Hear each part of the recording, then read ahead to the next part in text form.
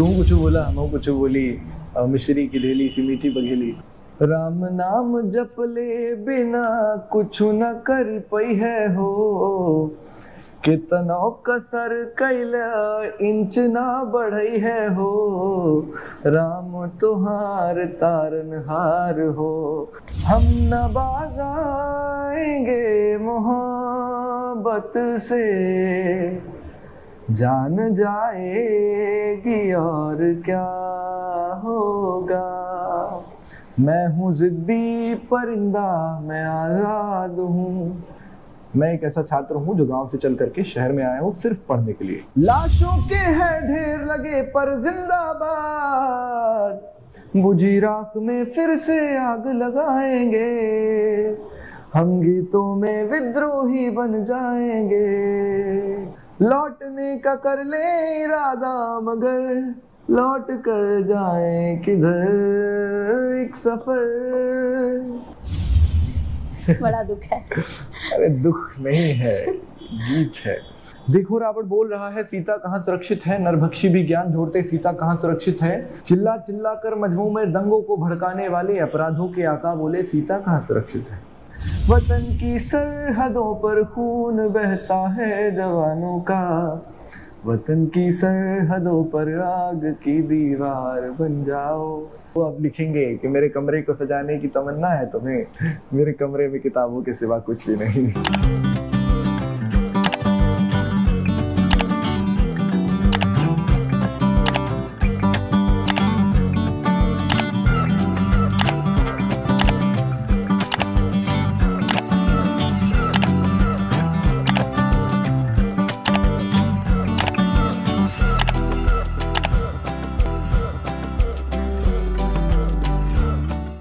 Inspiration जो मिली मेरे पिताजी से मिली, उन्हीं को देखकर मैंने लिखना सीखा। और सबसे पहली कविताएं, या मैं कह लूँ कि सबसे पहली जो कविता के स्वर मेरे कानों में आए थे मेरे पिताजी के थे, और वो बहुत अच्छे लेखक थे उस समय पे। अभी जब मैं याद करता हूँ उस समय को, तो मुझे याद आता है कि मैंने अपनी पहली कविता किसी से इंस्पायर होकर के लिखी थी। मतलब मैंने अपनी पहली कविता पिताजी से इंस्पायर होकर नहीं लिखी, जबकि मैंने किसी किताब में पढ़ा एक कविता को और उसको तोड़ा मोड़ा। मतलब ये चरबा माना जाता है साहित्य में, लेकिन उसको मैंने तोड़ करके एक नई कविता बनाई। नई कविता नहीं, उसी की मैंने पैरोडी बनाई है। ये कहते कि मैंने उसको अपनी कविता कह दी। उस समय के लिए नादान था, छोटा था, और बहुत पहले की बात है, मुझे लगता है 6 की बात होगी, 3rd क्लास की। और वो मेरी ये कहने की पहली चरबा कविता थी। काफ़ी दिनों बाद जब मैंने अपनी स्वतंत्र कविताएं लिखना शुरू किया, जब मैं किसी से चुरा करके या उठा करके कविताएं नहीं लिख रहा था, तो उनको मानता हूँ कि वो मेरी पहली कविताएं हैं। पहली कविता वो थी, वतन की आबरू खतरे में है होशियार हो जाओ, हमारे इंतहा का वक्त है तैयार हो जाओ। वतन की सरहदों पर खून बहता है जवानों का, वतन की सरहदों पर आग की दीवार बन जाओ। वतन की आबरू खतरे में है होशियार हो जाओ। ये गीत है, ये एक नगमा है, और ये मैंने किसी किताब में पढ़ा। और फिर आरंभ युग का कोई मैं भी आगाज हूँ, स्वप्न हूँ मैं किसी का मैं आवाज हूँ। मैं लड़ूंगा जमाने से अधिकार पर, मैं हूँ जिद्दी परिंदा मैं आजाद हूँ। मैं हूँ जिद्दी परिंदा मैं आजाद हूँ। ये मुझे लगता है मेरी ऐसी पहली कविता थी जिसमें मैंने किसी से चुराई नहीं, किसी से लाइनें नहीं उठाई, या मैंने किसी को चरबा के रूप में इस्तेमाल नहीं किया। व्याकरण सबसे पहले तो मुझे अपनी हिंदी की किताबों में मिले, और मुझे बहुत इंटरेस्टिंग लगता था जब मैं छंद पढ़ता था। रोला उल्लाला सोरठा दोहा, ये सारी चीज़ें। तो पहले तो ये रटने के विषय थे कि रोला क्या होता है, उल्लाला क्या होता है। तो धीरे धीरे इनको सुनने में बहुत मजे आने लगे। भूषण की कविता थी, भूषण भनतनाद बृहद नगारन के। तो ऐसी कविताएं सुन के मन में एक अलग सी उछाल सी होती थी। रश्मि रथी जब मैंने पढ़ी, रश्मि रथी कि दो न्याय अगर तो आधा दो, पर उसमें भी यदि बाधा हो तो दे दो केवल 5 ग्राम, रखो अपनी धरती तमाम, हम वहीं खुशी से खाएंगे, परिजन पर असी न उठाएंगे। दुर्योधन वह भी दे न सका, आशीष समाज की ले न सका, उल्टे हरि को बांधने चला, जो था असाध्य साधने चला। जब नास मनुष्य पर छाता है, पहले विवेक मर जाता है। तो ये कविताएं सुनने के बाद जो भाव आए, जो मन के अंदर उबाल आए और समझने की कोशिश की इतनी कमाल क्यों लगती है कविता, इसके अंदर जो रस है, जो भाव है, वो कैसे आए, तब जाकर के व्याकरण की तरफ बढ़े, रस पढ़े, छंद पढ़े, लय, तय, ताल, तुक, यति, गति, ये सारी चीज़ें समझने के बाद कविताओं का कुछ व्याकरण पता चला और तब जाकर के कुछ अंडरस्टैंडिंग आई। हालांकि मैं पूरी तरीके से अभी भी नहीं मानता कि मैं सब कुछ सीख चुका हूँ उसके बारे में, मुझे बहुत कुछ नहीं पता है। मुझे ये पता हो सकता है कि ये छंद है या नहीं है, ये मीटर में है या नहीं है, ये कविता है या नहीं है, और ये शायरी है या नहीं है। आजकल के जो लोग हैं बड़ी दुविधा है कि वो कह देते हैं कि शायरी है। एक शायरी सुनाता हूँ, जाकिर खान कह देता है कि एक शायरी है साहब सुनिए। शायरी होती नहीं, वो किस बात की शायरी है, वो उसका मीटर नहीं है, कुछ मीटर होता है ना शायरी का, एक प्रॉपर मीटर होता है, एक व्याकरण होता है। तो अगर हम उस बात को शायरी करें तो शायरी कैसे हो गई। तो आजकल के नए नए लड़के हर चीज़ को शायरी बोलते हैं, हर चीज़ को कविताएं बोलते हैं। वो थोड़ा सा उनको समझने की आवश्यकता है कि हर एक कविता या हर एक लिखी गई आपकी लाइन शायरी नहीं, वो बस 2 लाइनर्स हो सकती हैं और आपने अच्छा लिखा होगा, आपके भाव अच्छे होंगे, लेकिन आपका शिल्प थोड़ा मायने रखता है और उस शिल्प को सीखने में समय लगता है। मुझे पहले कविताएं सिर्फ सुनने को मिलती थी, फिर मैंने पढ़ी और पढ़ने में जो आनंद था वो और ज़्यादा था। फिर मुझे डीप डाइव करने में मदद मिलती थी, फिर मुझे उसको असैसिनेट करने में मदद मिलती थी कि किस तरीके से लोग कविताएं लिखते हैं, किस तरीके से हम लिख सकते हैं, और आखिर वो कौन सी चीज़ें हैं जो हमें ध्यान में रखनी चाहिए कविताओं को लिखते समय। और आखिरकार सिर्फ कविताओं की बात ना करते हुए दुनियादारी की बहुत सी किताबें, फिलॉसफी, साइकोलॉजी, मनोविज्ञान एक बहुत बड़ा हिस्सा है मेरे जीवन का। मैं कमाई खाता हूँ उसकी कि मनोविज्ञान की किताबें भी मैंने बहुत कम उम्र में ही पढ़ी, और क्योंकि मनोविज्ञान से संबंधित किताबें मेरे चाचू के पास रहती थी और वो उनकी किताबों को मैंने खंगालने की कोशिश की तो मुझे बहुत सारा मिला। फिर मैंने और भी बहुत सारे साइकोलॉजिस्ट को पढ़ा, और जबकि मैंने इसको कैरियर के रूप में परस्यू करने की सोची नहीं थी, लेकिन बाद में मैंने किताबें पढ़ते पढ़ते मेरे अंदर का इंटरेस्ट जागता गया। फिलॉसफी, बहुत सारी ऐसे फिलोसोफर हैं जिनको पढ़ने में मज़ा आया, उनको पढ़ते गए, और अलग अलग जब ब्रांचेस खुलती गई, जब ध्यान अलग अलग चीज़ों पे जाता गया तो किताबें पढ़ने का और मज़ा आने लगा। और किताबें पढ़ना मुझे लगता है कि बहुत कमाल बात है। शेरो शायरी की बात करूँ तो मुझे अल्लामा इकबाल पसंद है, मुझे उसके अलावा गालिब पसंद है, बहुत बहुत बहुत ज़्यादा ही पसंद है। और हमारे भोपाल के शायर बशीर बद्र साहब, वैसे बहुत सारे शायर हैं, वसीम बरेलवी साहब भी मुझे बहुत पसंद है। उनकी कुछ कविताएं मैंने पढ़ने की कोशिश की थी और कैमरे में रिकॉर्ड करने की कोशिश की थी, मुझे बहुत पसंदीदा लगती हैं उनकी कविताएं। तो ऐसे करके बहुत सारे राइटर हैं। कुछ अचीवमेंट्स हैं, इंडियन आइकॉनिक पोएट में मैं 2019 में गया था, फाइनलिस्ट रहा था उसका कविताओं के क्षेत्र में।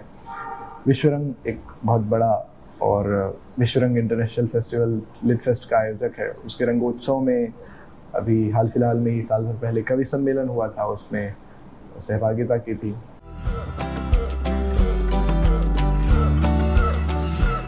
शायर का उनको मतलब ही नहीं पता होगा। शायरी का मतलब, जैसे मैंने बताया ना, शायरी का एक व्याकरण है, शायरी का उनको मतलब नहीं पता होगा, लेकिन वो ऐसा लगता है कि दिल टूटने पर अब वो सबसे बड़े शायर हैं। वो हैं अब जॉन एलिया कि वो अब लिखेंगे कि मेरे कमरे को सजाने की तमन्ना है तुम्हें, मेरे कमरे में किताबों के सिवा कुछ भी नहीं। तो ये ऐसी ऐसी कविताएं वो सोचते हैं कि मैं एक बार में दिल टूटा तो मैं लिख जाऊंगा। दरअसल दिल टूटना कविता लिखने का कोई उन्वान नहीं है, ये बस भावों को जताने का उनका एक तरीका हो जाता है। मैं उसको गलत नहीं ठहरा रहा, मैं उसको पूरी तरीके से सही भी नहीं कह रहा। आप अपने भाव व्यक्त करिए, बस आप उसको शायरी मत कहिए। श्रृंगार, वियोग श्रृंगार, संयोग श्रृंगार दोनों में लिखे हैं, लेकिन मैं वियोग श्रृंगार पहले सुनाता हूँ कि गाने लिखे थे मैंने। गाने बताए ना, गाने लिखते हैं। एक सफर ऐसा भी था, एक सफर साथ में था मेरा हम सफर, दूर दूर थे हम बस बैठे पास में, देखते थे उनको एक ऐसी आस में, लौटने का कर ले इरादा मगर लौट कर जाए किधर। एक सफर ऐसा भी था, एक सफर साथ में था मेरा हम सफर। बड़ा दुख है। अरे दुख नहीं है, गीत है।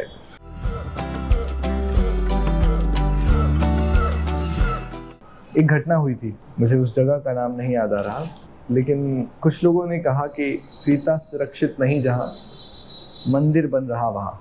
उत्तर प्रदेश की घटना थी, बहुत बड़ी घटना थी, क्रेप केस था। राम मंदिर एक तरफ है, भाई आस्था का केंद्र है वो, हम हिंदुओं की आस्था का केंद्र है, और मेरा नाम स्वयं श्री राम है। हालांकि मैं सिर्फ इस बिना पर नहीं मानता कि बहुत सारी लड़ाइयाँ होनी चाहिए, लेकिन मैं अपने धर्म को बहुत ज़्यादा मानता हूँ और मैं भगवान श्री राम मेरे आराध्य हैं। तो जब लोगों ने ऐसा कहा कि सीता सुरक्षित नहीं जहाँ मंदिर बन रहा है वहाँ, तो मुझे ऐसा लगा कि बोल कौन रहा है, ये कौन लोग हैं मंदिर को जस्टिफाई करने वाले, और ये किस तरीके का तर्क हुआ। अपराधी को मंदिर से जोड़ना किस तरीके का तर्क है। राम मंदिर अपनी जगह है, वो केस अपनी जगह था, और आप बहुत ज़्यादा अति कर रहे हैं। वो लोग कौन थे, उस पर कविता थोड़ी सी निकली कि देखो रावण बोल रहा है सीता कहाँ सुरक्षित है। देखो रावण बोल रहा है सीता कहाँ सुरक्षित है, नरभक्षी भी ज्ञान ढूंढते सीता कहाँ सुरक्षित है, और चिल्ला चिल्ला कर दंगों में मजनू को भड़काने वाले, चिल्ला चिल्ला कर मजनू में दंगों को भड़काने वाले अपराधों के आका बोले सीता कहाँ सुरक्षित है। खूब हुआ ये बलात्कार, अब आओ कैंडल मार चले, भीड़ जुटाकर दुशासन की मोमबत्तियां हाथ जले, नारी के सम्मान के खातिर हमने सरधड़ अलग किए। हमारी प्रथा थी, हमने हमेशा से नारियों का सम्मान किया है, नारी के सम्मान के खातिर हमने सरधड़ अलग किए। कैसा युग आया है कानून तले अपराध पले, देखो रावण बोल रहा है सीता कहाँ सुरक्षित। अपराधी जब तक ऐसे रहेंगे और राजनेता उनके संरक्षण में लगे रहेंगे, तो किस तरीके से, किस बात की आप दुहाई दे रहे हैं कि मंदिर बन रहा है वहाँ सीता सुरक्षित नहीं जहाँ। आपको बोलने का अधिकार नहीं है। पहले आप अपनी छवि को सही करिए, अपनी छवि धूमिल करिए। 100 अपराध लेके आप चुनाव में खड़े होते हैं, फिर आप जनता से वोट मांगते हैं कि मैं आपकी बेटी बहन को सुरक्षित रखूंगा, और पता चले कि उसी के ऊपर 4 बलात्कार के केस लगे हुए हैं। तो किस बात की सीता सुरक्षित नहीं वहाँ मंदिर बन रहा है जहाँ।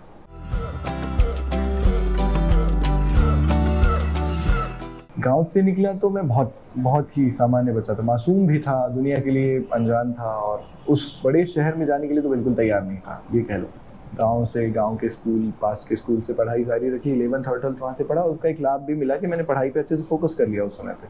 बंदा तो वही है, गाँव में ही रह रहा है, तो वैसी ही चाल चलन होगी। हाँ, मुझे अच्छा लगता था कि मैं गाँव में हूँ, मुझे ये भी अच्छा लगता था कि गांव की चीज़ों से जुड़ा रहा था। एक बहुत बड़ा लाइफ लेसन दिया था, बहुत बड़ा, मतलब मेरी लाइफ चेंजिंग मूवमेंट था वो कॉलेज। बेसिक ग्रेजुएशन से शुरू किया था, CBTET कोई सब्जेक्ट पढ़ता है आज के ज़माने में उसको नौकरी भी नहीं मिलती है, उसको आपके ऑफिस में पियून की जॉब मिलना भी मुश्किल होता है। तस्वीर कुछ और दिखाई गई और एडमिशन किसी और कॉलेज में हुआ। मतलब ये हुआ कि कॉलेज शिफ्ट हो चुका था, लेकिन कुछ राजनीतिक कारणों की वजह से उसको शिफ्ट नहीं किया गया। अधिकारों के लिए लड़ने वाला जो कवित्व था, एक कवि वाले जो लक्षण है, विद्रोही वाले जो लक्षण है, वो हमेशा से थे। हमने कहा कि हम नहीं रह सकते इसमें, हमारा कॉलेज बड़ा सा है तो हम उसमें जाएंगे। बहुत साधारण सा सवाल है। लोगों ने कहा कैसे जाओगे? छात्र नेता एक तरफ, टीचर्स भी उनकी तरफ, उनको भी घर पास में पड़ता था ना भाई, उनको गाड़ी का तेल ज़्यादा नहीं जलाना था। हालांकि बहुत सारी पेमेंट मिलती है प्रोफेसर को, उनके ट्रैवल अलाउंस अलग से मिलते हैं, उनको बहुत कुछ मिलता है, लेकिन नहीं, गाड़ी का तेल ज़्यादा नहीं जलाना यार, ट्रैवल अलाउंस इतने मिलेंगे ना। तो बहुत सारी चीज़ें थी, बहुत सारे फैक्टर थे जिसकी वजह से कॉलेज शिफ्ट होने नहीं दिया गया और हमने धरने करने शुरू किए। साथ में बहुत सारे राजनीतिक दोस्त मिले बीच में और बहुत सारे दुश्मन मिले, खूब लड़ाइयाँ हुई, खूब मारपीट हुआ। कुछ लोगों ने मुझे थप्पड़ मारे, मैंने कोशिश की कि मैं किसी को ना मारूं, मैं मार भी नहीं सकता था, नए शहर में था। बहुत ख़तरनाक तरीके से मुझे हिट हुआ वो कुछ समय के लिए, वो थोड़ा अवसाद और ये सारी चीज़ों से जो जूझते हुए बीच में कुछ ऐसे एलिगेशंस भी लगे जो शायद किसी पुरुष के जीवन के बहुत खतरनाक एलिगेशंस होते हैं, मैं नाम नहीं लेना चाहूँगा। और वो सारी एलिगेशन से लड़ते हुए, क्योंकि कानूनी तौर पर मैं सही था और मैं एथिकल था और मैं अपने अधिकारों के लिए लड़ रहा था, तो अंततः हमारी जीत हुई। 2 साल, मुझे लगता है 2 साल लगे उस लड़ाई में। 2 साल तक मैं सिर्फ इसलिए लड़ रहा था कि मुझे अच्छा इंफ्रास्ट्रक्चर चाहिए। मैं एक ऐसा छात्र हूँ जो गांव से चल करके शहर में आया हूँ सिर्फ पढ़ने के लिए। मुझे शिक्षा चाहिए, मुझे साइंटिस्ट बनना था। 2 साल की लड़ाई में वो चीज़ें कहीं खो गई। मैं आपको विद्रोही सुनाता हूँ। हम गीतों में विद्रोही बन जाएंगे, सत्ता के गलियारों में फिर गाएंगे। हम गीतों में विद्रोही बन जाएंगे, सत्ता के गलियारों में फिर गाएंगे। तुमने खूब किया है अपना जिंदाबाद, भरे पड़े हैं नोटों से पर जिंदाबाद। लाशों के हैं ढेर लगे पर जिंदाबाद। बुझी राख में फिर से आग लगाएंगे। हम गीतों में विद्रोही बन जाएंगे, बुझी राख में फिर से आग लगाएंगे। हम गीतों में विद्रोही बन जाएंगे।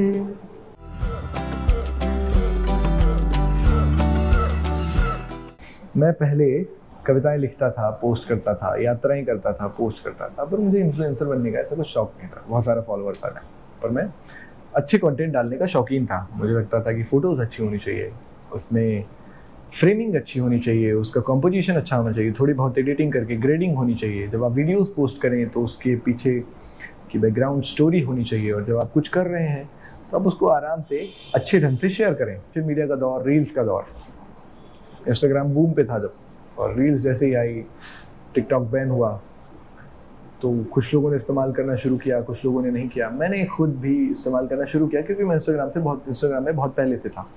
फिर मैंने अपनी कविताएं, कुछ शॉर्ट्स उसमें डालने शुरू किए। अपनी यात्राएं जो करता था, यात्राओं का एक बहुत बेहतरीन सेगमेंट है ट्रैवल इन्फ्लुएंसर एक्टिविटीज़ का, तो वो कंटेंट क्रिएट करते हुए मैंने वो पोस्ट किए। और एक दिन ऐसा आया कि मैं वृंदावन हमेशा जाता रहता हूँ, मेरे बहुत पसंदीदा जगह है, मुझे सबसे शांति वहीं जाके मिलती है। वृंदावन वाली रील जब वायरल हुई तो उसमें 2 मिलियन व्यूज़ गए। तो वायरल हुई तब फॉलोअर नहीं बढ़े, तब मेरे फॉलोअर थे 2-3 हज़ार, तो मतलब ऐसे 1000 बढ़े कम कम। मैंने कहा मौका अच्छा है, मुझे थोड़ी बहुत स्ट्रेटजी पता थी, पढ़े लिखे थे, तो लगे हाथ मैंने एक आध रील और उसी सेगमेंट पे डाल दी, जिसमें मेरी तस्वीरें नहीं थी लेकिन मैंने कैप्चर की हुई थी मेरा ओरिजिनल कंटेंट। उसकी व्यूज़ चले गए 8 मिलियन, और अच्छे व्यूज़ चले गए तो फॉलोअर अब धीरे धीरे करके आने लगे, बहुत सारे फॉलोअर आ गए, तो 25,000 तक गए। तो उसमें बहुत सारे बोट फॉलोअर थे, तो धीरे धीरे करके अभी 23,000 पे हैं, क्योंकि बोट फॉलोअर धीरे धीरे रिमूव हो रहे हैं। मैं खुद भी रिमूव कर देता हूँ, जिनको देखता हूँ बहुत ज़्यादा फॉलोइंग है, फॉलोअर्स उनके कम है, तो वो बोट फॉलोअर होते हैं अक्सर, उनको खुद भी। और इंस्टाग्राम अभी भी इनके नए नए फीचर्स ला रहे हैं बोट फॉलोअर रिमूव करने के लिए, तो रिमूव कर देते हैं। बहुत आसान है अगर आप फूहड़ हैं, बहुत आसान है अगर आप अनएथिकल हैं, बहुत आसान है अगर आपके वैल्यूज़ आपके लिए मायने नहीं रखते, आपके संस्कार आपके लिए मायने नहीं रखते। मुश्किल तब है जब आप वैल्यूज़ पे चलते हैं, आप अपनी सच्चाई को अपने साथ रखते हैं, आप अपनी इमेज का ध्यान रखते हैं, और बहुत सारी चीज़ों का ध्यान रखते हैं कि आप किस तरीके से किसी का नुकसान ना करते हुए, एक जनरेशन का नुकसान ना करते हुए, और एक फूहड़ता भरे कंटेंट से बच करके, और आप अच्छा कंटेंट क्रिएट करते रहें जो लोगों के लिए इम्पॉर्टेंट हो, वैल्यूएबल हो। तो ये थोड़ा मुश्किल है, और इसी चीज़ को हम क्रिएटरशिप कहते हैं, या हम इसको कहते हैं क्रिएटर्स, कि वो क्रिएट करते हैं वो।